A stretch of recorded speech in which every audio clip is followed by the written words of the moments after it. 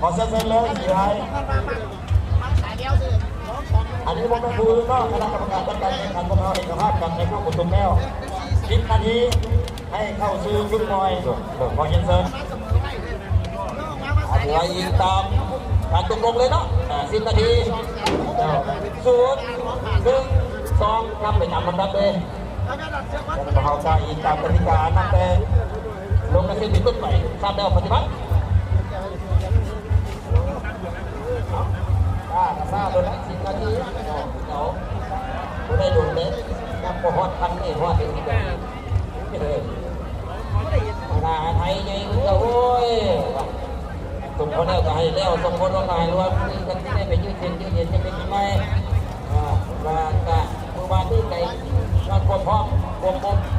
ดูเดือดผมไม่ได้กินไม่ยากเมื่อวานนี้เอาเมื่อนี้จะเอาไปทั้งเมื่อวานนี้โอ้เท่าไหร่ไม่ได้พักผ่อนเมื่อนี้จะ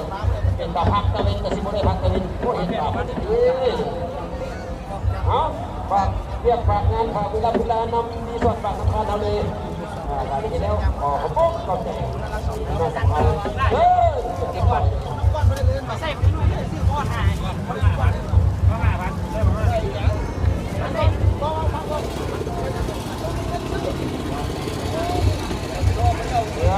ตามมีตามมาตามลุกตามหัวหายกว่าแล้วรอแต่ส่วนฝากสำคัญเป็นผู้ดำเนินการประกันผลเป็นผู้รับ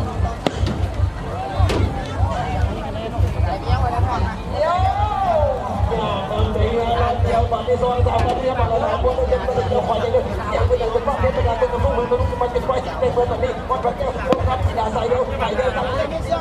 55 ว่าเป็นรายการเลยด่าเป็นเป็นบอกคนที่สนับสนุนกันจะมีอะไรดึงรุ่นนี้เป็นโดนธรรมดาถ้าเราไม่ทันตรงนี้เอาลูกคนไปหัวไปซัดกันมาตลอดว่ายังไงอันว่า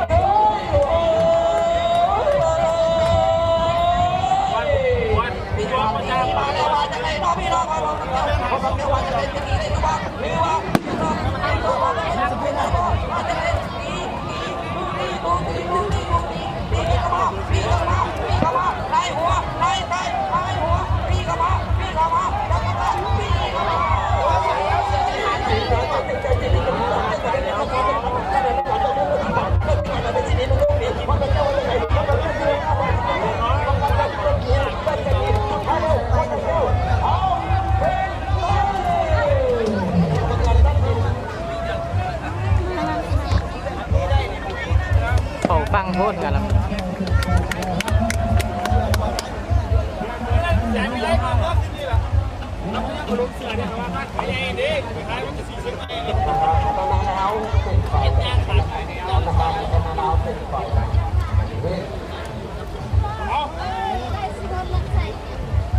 ธนาคารพัฒนาลาว